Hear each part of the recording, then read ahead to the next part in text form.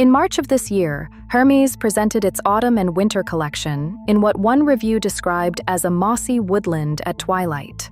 The show opened with what the same review called sunset colors, moved through ochre and camel and burgundy, and closed in navy and oxblood. The house described each piece in the collection as having to earn its place in a woman's wardrobe. A reviewer at Purse Blog noted that the colors used, which included burgundy, pine, navy, and camel, among others, were typical for the season and generally flattering and complimentary, allowing the wearer to remain the focus of attention. That last phrase is worth considering. Allowing the wearer to remain the focus of attention. It is a phrase that applies with particular force to women over 60, and it is where this system begins. Color is the first thing a room reads. Before posture, before the quality of a fabric or the cut of a collar, color arrives. In autumn, the colors French women return to are not chosen for novelty or seasonal variety. They are chosen because they function. They function in the quality of autumn light. They function against each other. And for women over 60, they function in a specific way that most color advice never accounts for. The warm undertone question, which personal color analysis calls the most important variable in dressing mature skin, sits at the center of all of it. What follows is not a list of 5 colors to add to a wardrobe. It is an account of a system. The system has a name. It is the anchor and the four. It describes, in practice, what personal stylists and color draping practitioners call a capsule wardrobe built around a tonal foundation. Once you understand how the system works, the second half of this title, the part about never mixing them wrong, stops reading as a restriction and begins to read as a method. The anchor is camel. Most women treat camel as a statement piece. A camel coat feels like an investment. A camel trouser or a camel knit feels considered, even bold. The coat enters heavy rotation. The trouser waits for the right moment. The wardrobe grows around the camel rather than from it. Parisian style and the French dressing convention that has documented it across decades treats camel differently. It treats camel as the load-bearing neutral, not the statement, the ground from which everything else is selected. This is the core principle of a Parisian capsule wardrobe. One anchor, chosen for its warm undertone, from which every other piece is selected.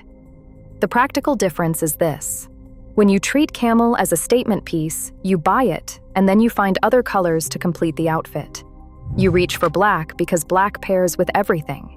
You reach for gray because gray is safe. And the camel, which was meant to warm the look, ends up surrounded by colors that pull it cold. The warmth it was supposed to carry never arrives. When you treat camel as an anchor, you choose it first and then select everything else relative to it. The other 4 colors in this system are not chosen because they are autumn colors. They are chosen because they work against camel specifically, because they share the quality of warmth and muted depth that camel delivers to any outfit it enters. The French autumn and winter wardrobe, documented consistently across multiple sources on what Parisian women actually wear in the colder months, describes a foundation built on black, gray, brown, cream, and camel in solid tones with very little pattern. What that foundation actually describes is a warm and muted palette, with camel sitting at its center of gravity. The problem most women encounter is that they buy from that list as though each color were a separate decision, and then they wonder why the pieces do not combine the way they expected. A camel coat worn over chocolate brown trousers and a cream knit is not 3 neutral colors assembled by chance. It is camel anchoring 2 pieces that orbit it. The warmth in all 3 moves in the same direction. The depth steps gently from cream at the lightest point through camel in the middle to chocolate at the darkest. That graduated depth, built outward from the anchor, is what reads as considered and effortless from across a room. It does not read as assembled. It reads as arrived. The first color that orbits camel is burgundy. Burgundy's presence in the French autumn palette is well documented. Who What Wears reporting on what French women actually wear in the colder months names burgundy as one of the standout shades of the French winter palette and observes that its richness reads sophisticated consistently. It appeared in the Hermès Autumn-Winter 2026 collection under creative director Nadège Vanhy alongside Camel and Navy. It appeared in Miu Miu's Autumn-Winter 2026 collection, where Miuccia Prada's direction placed caramel and burgundy dresses alongside pieces that reviewers described as feeling deliberately worn, as though salvaged from a well-lived wardrobe. That phrase is instructive. A well-lived wardrobe does not read as new. Burgundy does not read as new. For women over 60, and for anyone working within the category that style writers now call ageless French style or elegant dressing after 60, burgundy does something specific near the face. As skin matures, it naturally loses some of its pigment saturation and warm undertones. Colors worn close to the face that create warm reflections make skin read as fresher and more alive. Colors that create cool or shadowy reflections work against this. This is what personal color analysis, and the color draping method specifically, identifies as the warm undertone test. Hold a color near the face in natural light and watch what the skin does in response. Burgundy, at its best, is a deep, warm red pulled toward brown rather than toward pink. It carries warmth and depth together. Near the face, the warmth that reflects back reads as health rather than effort. The convention in Parisian style is to use burgundy as an accent rather than as the dominant color in an outfit. A camel coat with a burgundy scarf at the neck. Camel trousers with a burgundy knit worn under a darker jacket. In these combinations, burgundy contributes 1 point of color interest without competing with the anchor. It answers camel rather than trying to override it. There is one combination to approach with care. Burgundy worn directly against very dark navy near the face, with both colors at roughly the same depth, can read as two rich tones fighting for the same space rather than stepping against each other. The reason for this belongs to the section on the mixing rule below. For now, the guiding principle is straightforward. Burgundy functions in this palette as an accent with warmth, placed where the eye needs a point of interest, and worn at the neck where the warmth it reflects matters most. The second color is navy. Who What Wears documentation of French autumn color choices is direct on this point. Navy is described not as a safe alternative to black, but as a deliberate choice made instead of black, for a specific reason. Navy pairs with lighter shades in ways that black cannot. With cream, with butter yellow, even with camel in the same outfit, navy provides depth and contrast without the hardness that black creates near mature skin. The same reporting describes navy as a more interesting alternative to black rather than a substitute, and the distinction is not merely stylistic. Black closes an outfit. Navy opens one. A navy trouser with a camel coat and a cream scarf allows the cream at the neck to read clearly as a warm and lifting tone.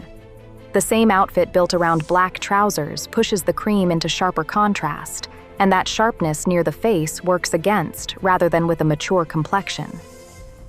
In the French autumn wardrobe, navy appears most consistently in the lower half of an outfit, as a trouser, a skirt, or a boot. This placement is not accidental. The convention in Parisian capsule wardrobe building keeps warmth near the face and allows deeper and cooler tones to anchor the lower half. Navy at the hem reads as grounding and quiet. Navy at the collar requires the warmest colors in the palette, a cream knit or a burgundy scarf, to sit closer to the face and mediate the coolness. A navy trench coat layered over a burgundy knit and camel trousers is an outfit that works precisely because the navy sits at the outermost layer, furthest from the face, where its slight coolness resolves into depth rather than shadow. Move that navy to a roll neck directly against the face, and you need cream or burgundy in the next layer outward to compensate. The color does not change. The placement does. The third color is chocolate brown. Hermès introduced a color called By Brune to its 2026 palette. The house describes it as a deep chocolate brown carrying warm, subtle red undertones that add richness and depth, inspired by the glossy coat of a bay horse. It is paired consistently with gold hardware to bring those warm undertones forward. That choice reveals the mechanism. Chocolate brown works in the French autumn palette because of its red undertones, not despite them. Those red undertones connect it to burgundy, which sits in the same warm family. They also connect to the amber and golden tones that live inside Camel. The three colors, Camel, chocolate brown, and burgundy, are not merely different autumn shades. They share an undertone root, and it is that shared root that makes them function as a palette rather than as a collection of separate pieces. In seasonal color analysis terms, this grouping maps closely to what practitioners call the true autumn or soft autumn palette, warm, muted, and anchored in earth tones with low saturation. The most common error with chocolate brown is buying a shade that skews too cold. Espresso brown, which pulls toward cool, dark gray brown, breaks the warm, muted system. A good chocolate brown, the kind that holds in this palette, reads warm in natural daylight. You can see the red in it if you look. Not brick, not rust. A warmth leaning toward red rather than toward gray. And if you hold it next to a piece of camel fabric, the two either pull together or they do not. That test is fast and obvious in natural daylight. In a shop with overhead halogen, it is almost impossible to run properly. French women buying in markets have learned to step outside with the fabric before deciding. A few seconds. The verdict is immediate. Chocolate brown, chosen correctly, functions as the grounding layer in the anchor and fore system. Camel sits in the middle of the depth range. Cream sits at the lightest end. Chocolate brown sits at the darkest. These three together create the depth ladder that runs through any tonal autumn outfit. And that graduated depth is what distinguishes a considered capsule wardrobe from one that simply reads as a collection of brown things. The fourth color is cream, not white. This distinction is not a minor one. Who What Wears coverage of the French autumn palette notes specifically that French women reach for a milkier tone rather than bright white to achieve the same outfit brightening effect in a form that reads as natural and wearable. The reason behind this preference is one of the cleaner findings in color research on mature skin. Stark white reflects every wavelength of light evenly. Against mature skin, that evenness can create a clinical flatness. The skin reads as less vital by contrast. Cream carries a faint, warm yellow base. It reflects warm light rather than neutral light. Near the face, that warm reflection mimics the quality of rested and healthy skin rather than contrasting against it. This is precisely what color draping sessions for Style After 60 consistently demonstrate. Cream performs where white does not. A cream knit at the collar under a camel coat delivers something different to a white knit in the same position. Camel and cream share a warm base. They reinforce each other's temperature. A white and a camel placed together sit slightly across a temperature line. The gap is small, but the face reads it. Cream at the collar, at the wrist, in a scarf or a fine knit is what keeps the French autumn palette from reading heavy. A full outfit built on camel and chocolate brown and burgundy without any lightening tone can sit densely in autumn light. Cream adds the lift that holds the palette open. It also performs a specific role alongside navy. Navy is the coolest color in the five, and cream is the warmest. Their contrast, when cream sits near the face in the same outfit as navy, is one of the most reliable combinations in Parisian style. The two colors reflect opposite temperatures of light, and placed correctly, each makes the other more legible. The navy reads deeper. The cream reads warmer. The face, between them, reads clearly. These five colors sit across the warm and cool undertone line that color convention uses to organize palettes. Camel, chocolate brown, burgundy, and cream all live on the warm side of that line. Navy lives on the cool side. Mixing warm colors together is straightforward. Mixing cool colors together is equally straightforward. The failure arrives when you cross the undertone line with colors that carry too much saturation to absorb the temperature gap quietly. A bright, warm orange placed against a bright, cool blue creates visual tension. The temperature gap between them is too large for either color to absorb. Muted camel placed against muted navy barely registers the same gap. The muted depth absorbs the temperature difference. This is why the French autumn palette can hold both camel and navy without contradiction. Neither color is loud. The saturation is low enough that the undertone difference becomes a quiet contrast rather than a sharp one. The mixing failure that the title describes is not the crossing of the warm and cool line in itself. It is the crossing of that line with colors that are too saturated to hold the crossing quietly. A bright cobalt introduced into a palette built on camel and cream and chocolate brown breaks the system not because it is blue, but because its saturation is too high to sit alongside muted warm tones without creating tension. The rule applies equally from the warm side. A bright orange in the same palette produces the same result. The practical version of the mixing rule is this: stay muted.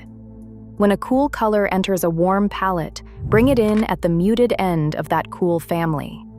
Navy is the muted end of blue. Cobalt, royal blue, and electric blue are not.